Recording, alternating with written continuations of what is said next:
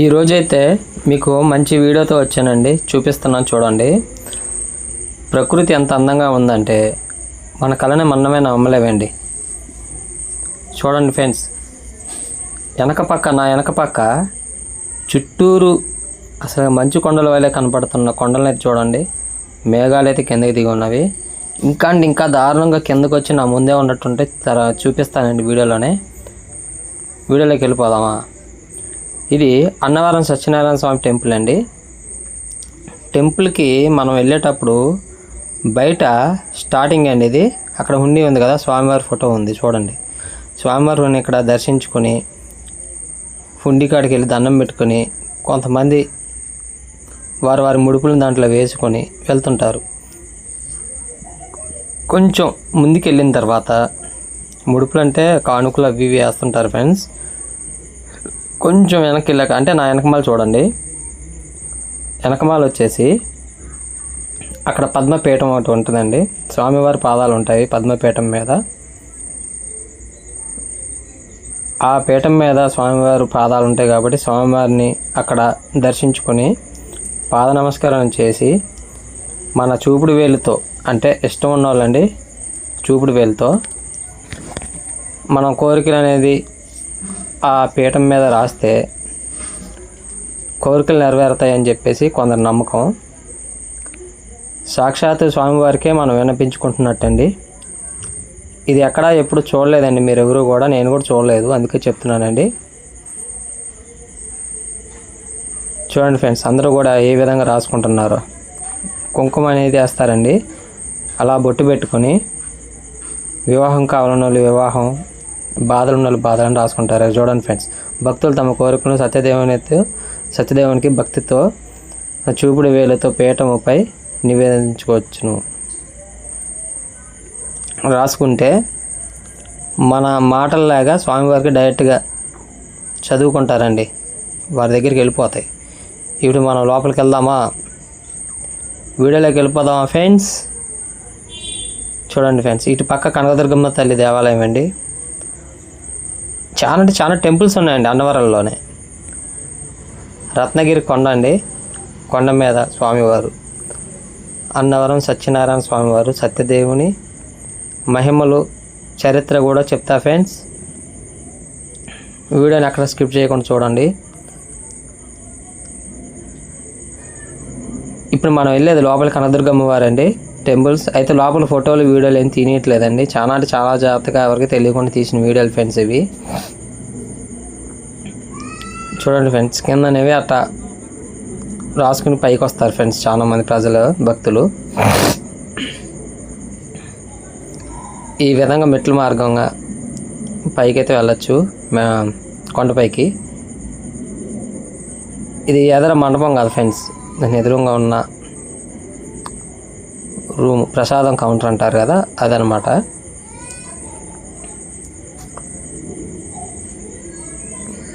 ఇలా మెట్ల మార్గాన పైదాకా చేరుకోవాలి. ఎన్ని మెట్లు ఉంటాయి అనేది మనం అయితే లెక్క పెట్టలేము ఫ్రెండ్స్, ఎందుకంటే చాలా ఉంటాయి. లెక్క పెట్టచ్చు, అంత ఇంట్రెస్ట్ ఎవరు చూపెట్టరు ఫ్రెండ్స్, ఎందుకంటే భక్తి మార్గంలో నడుచుకుంటూ పోతారు. దూరం అనేది పెద్ద కనిపించదు ఫ్రెండ్స్, చూడటానికి దూరం అనిపిస్తుంది. భక్తులు తమ కోరికల్ని ఈ విధంగా నెరవేరాలని చెప్పేసి కొంతమంది అయితే మోకాలతో కూడా ఎక్కుతుంటారు. కొంతమంది కింద ఉంచి బొట్లు పెట్టుకుంటూ మెట్టుకి పసుపు కుంకుమ రాసుకుంటూ వెళ్ళిపోతుంటారు ఫ్రెండ్స్. ఈ వీడియోలో చూపిస్తా చూడండి.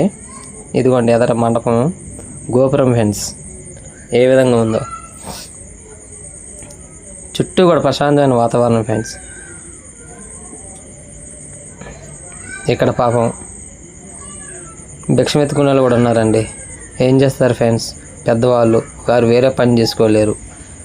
కొంతమంది అయితే ఈ విధంగా మెట్ల కాడ కూర్చుని భిక్షాటన చేస్తుంటారు. కిందకి చూడండి ఫ్రెండ్స్, అప్పుడే ఏ విధంగా ఉందో. అంటే వీడియో లెంత్ ఎక్కువ అవుతుందని చెప్పేసి నేను అక్కడక్కడ కట్ చేసుకుంటూ వస్తున్నా ఫ్రెండ్స్, తగ్గించుకుంటూ వీడియోని. ఇలా పైదాకి వెళ్ళాక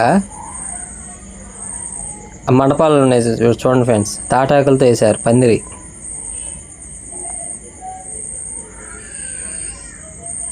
అంటే ఎండాకాలంలో కొంచెం వచ్చిన భక్తులు అనేవాళ్ళు కొంచెం సేద తీరడానికి అక్కడక్కడ తాటాకు పందిలు అయితే ఏర్పాటు చేశారండి. ఇలాంటి అరుదైన దృశ్యాలు మనకి ఎక్కడా కనపడవు. కొన్ని చోట్ల మాత్రమే, కొన్ని దేవాలయాలు మాత్రమే కనిపిస్తుంటాయండి. ఈ విధంగా మెట్ల మార్గాన పైదాకా చేరుకుంటే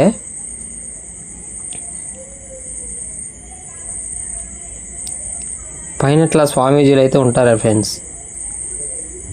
మెట్ల మార్గాన స్వామివారు ఇక్కడ స్వయంగా వెలిశారు ఫ్రెండ్స్. ఈ కథ చరిత్ర అంతా మీకు తెలియాలంటే ఎక్కడ స్కిప్ చేయకుండా చూడండి. చాలా అంటే చాలా జాగ్రత్తగా ఒక్కొక్క మొక్క వివరిస్తాను ఫ్రెండ్స్. ముందైతే ఈ మెట్ల మార్గం నుంచి పైకి వెళ్ళాలి ఫ్రెండ్స్.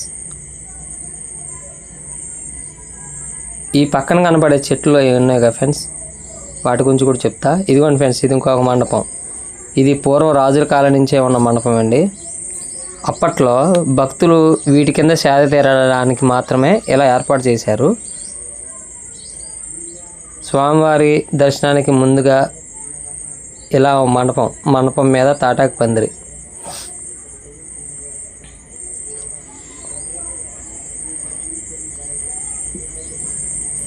ఇక్కడ చూసారా ఫ్రెండ్స్, జలప్రసాదం అని రాసింది. నాకైతే మెట్లు ఎక్కి కష్టపడి వచ్చా కదా ఫ్రెండ్స్.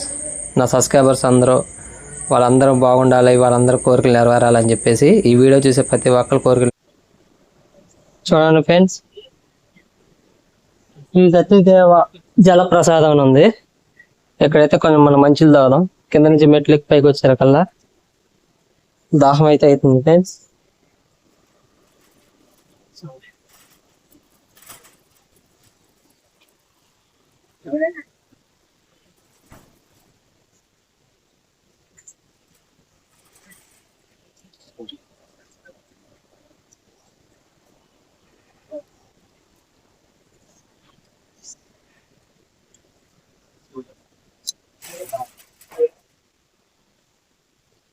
ఓకే, ఇప్పుడైతే అటు వెళ్దాం ఫ్రెండ్స్. అయితే వెళ్ళిపోదాం. చుట్టూ చూపిస్తా ఒకసారి చూడండి ఫ్రెండ్స్ ఏ విధంగా ఉందో.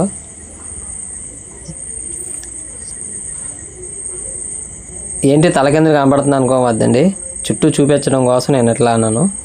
చూసారా ఫ్రెండ్స్, త్వరలో మీ అందరికీ తెలియని ఒక విషయం ఏంటంటే ఈ అన్నవరం కొత్తగా రూపుదిద్దుకోపోతుంది ఫ్రెండ్స్. ఈ ఆలయంకి కొంచెం పనులు అయితే చేద్దామని చెప్పేసి అయితే అనుకుంటున్నారు అన్నట్టు తెలిసింది. ఈ మెట్ల మార్గానికి ఒక పక్కన కుడి పక్కన కొన్ని భక్తుల కోసం అయితే కొన్ని కార్యక్రమాలు అయితే చేపట్టబోతున్నారు.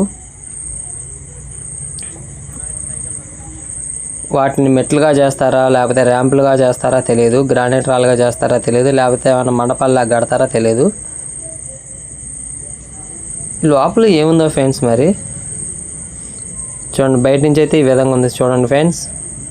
వనదుర్గ ఆలయం అమ్మవారు. ఈ ఆలయానికి దారి ఫ్రెండ్స్. లోపలికి వెళ్ళేటప్పుడు అయితే కెమెరాలు బట్టి రావద్దన్నారు ఫ్రెండ్స్.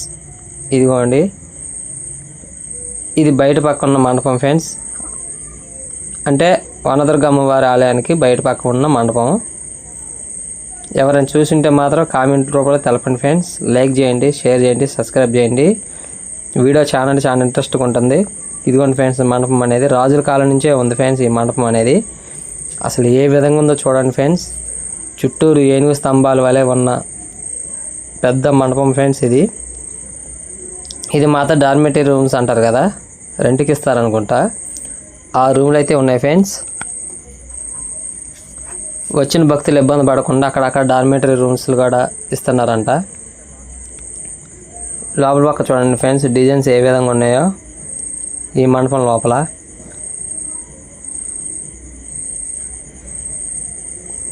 పద్మచక్రం మీద అంటారు ఫ్రెండ్స్. ఇది కూడా సీలింగ్ పైన చాలా అంటే చాలా బాగుంది ఫ్రెండ్స్. ఇవి పాత రోజుల్లో, వెనకటి రోజుల్లో అయితేనే ఇలాంటివి కనపడతాయి ఫ్రెండ్స్. మామూలుగా ఈ రోజుల్లో అయితే సిమెంటు అవి వాడతాం కదా, ఆ రోజుల్లో అలాంటివి కాదు ఫ్రెండ్స్. బహుశా జమీందారుల కాలంలో నిర్మించారా లేకపోతే రాజుల కాలంలో నిర్మించారా అనేది తెలియదు.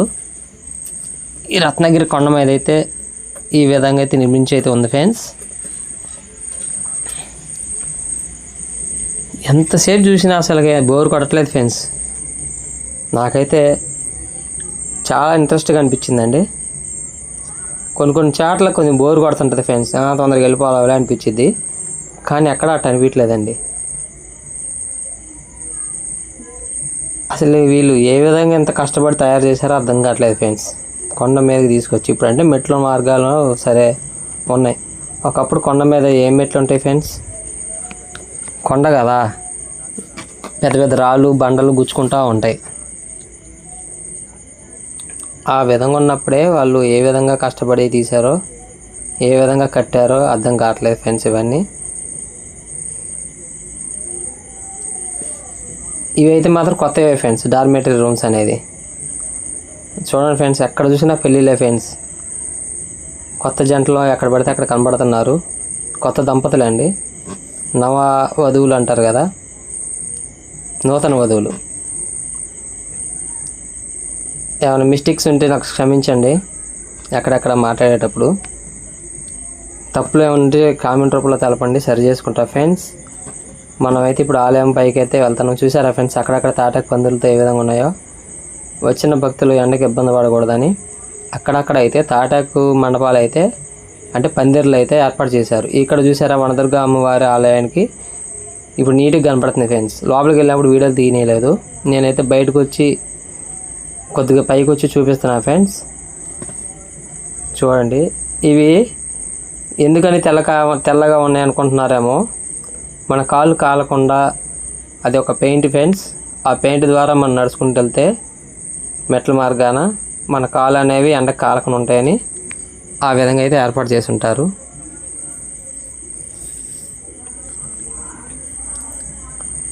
అంటే అంత హీట్ ఉండవని.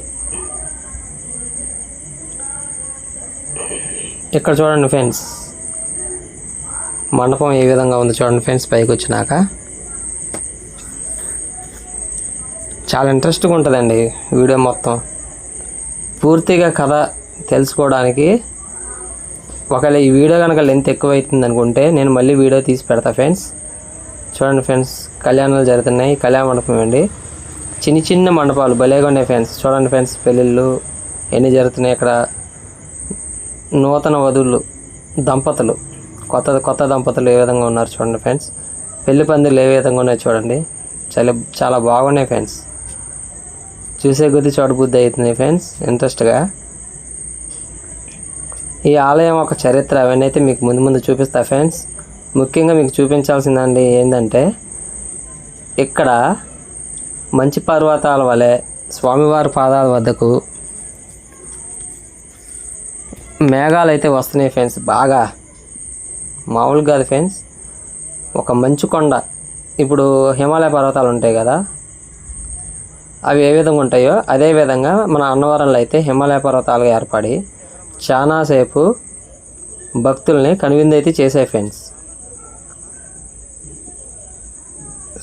అయితే స్వామివారి కటాక్షం అనేది భక్తుల మీద ఉండాలని చెప్పేసి అవి ప్రార్థిస్తున్నాయేమో నాకైతే తెలియదు. కానీ ఫుల్ వాన కూడా ఉంది ఫ్రెండ్స్. ఇప్పుడైతే వాన లేదు కానీ అంటే చినుకులు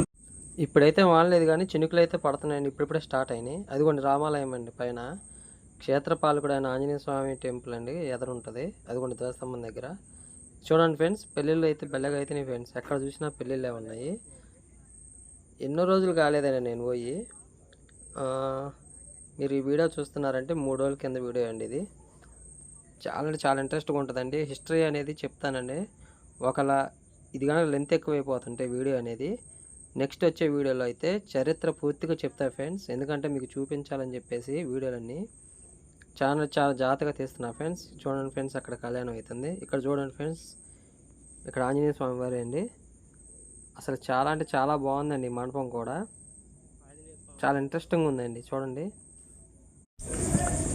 ఈ పక్కన వచ్చేసి గరుత్మంతులు వారండి. గరుత్మంతుడు విగ్రహం చాలా బాగున్నాయండి. ఇప్పుడు దాకా ఎంత ప్రశాంతంగా ఉందిగా ఫ్రెండ్స్.